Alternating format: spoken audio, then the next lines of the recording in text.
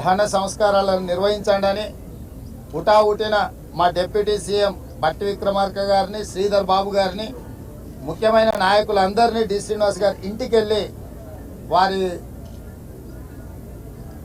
పార్థివ దేహం మీద కాంగ్రెస్ పార్టీ జెండా కప్పి కాంగ్రెస్ పార్టీ తరఫున వారి యొక్క చివరి కోరికను నెరవేర్చే బాధ్యతను మా మంత్రివర్గ సహచరులకు ఇవ్వడం జరిగింది.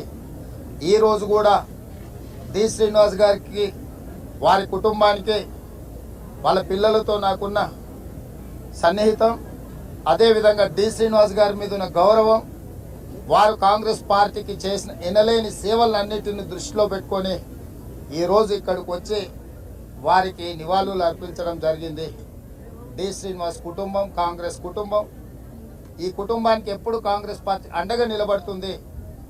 అదేవిధంగా వారి జ్ఞాపకార్థం కూడా తీసుకోవాల్సిన చర్యలు తెలంగాణ రాష్ట్ర ప్రభుత్వం తీసుకుంటుంది. ఈ కార్యక్రమాలు పూర్తి అయిన తర్వాత వాళ్ళ కుటుంబ సభ్యులతో చర్చించి ఏం చేస్తే బాగుంటుందో తప్పకుండా ఆ కార్యాచరణ చేపడతాం. ఈనాడు చాలామంది, ముఖ్యంగా నిజామాబాద్ జిల్లా నుంచి తెలంగాణ రాష్ట్రంలో బలహీన వర్గాల శాసనసభ్యులు, నాయకులు ఈరోజు కనిపిస్తున్నారు అని అంటే వాళ్ళందరినీ గుర్తించి అవకాశాలు ఇచ్చి ప్రోత్సహించిన నాయకుడు డి శ్రీనివాస్ గారు.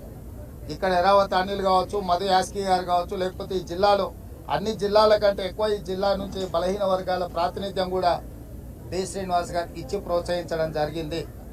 కాంగ్రెస్ పార్టీకి సిద్ధాంతపరంగా, కాంగ్రెస్ పార్టీకి ఒక విశ్వాసపాత్రుడుగా డి శ్రీనివాస్ గారిని కోల్పోవడం కాంగ్రెస్కు తీరని నష్టం. తప్పకుండా వారి జ్ఞాపకార్థం వారి గౌరవం పెరిగే విధంగా మా ప్రభుత్వం చర్యలు చేపడుతుంది.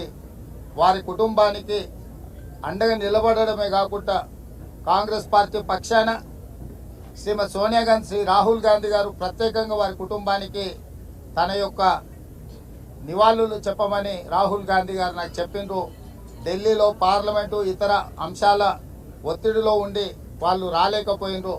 శ్రీమతి సోనియా గాంధీ గారు ప్రత్యేకంగా సందేశాన్ని పంపిస్తామన్నారు.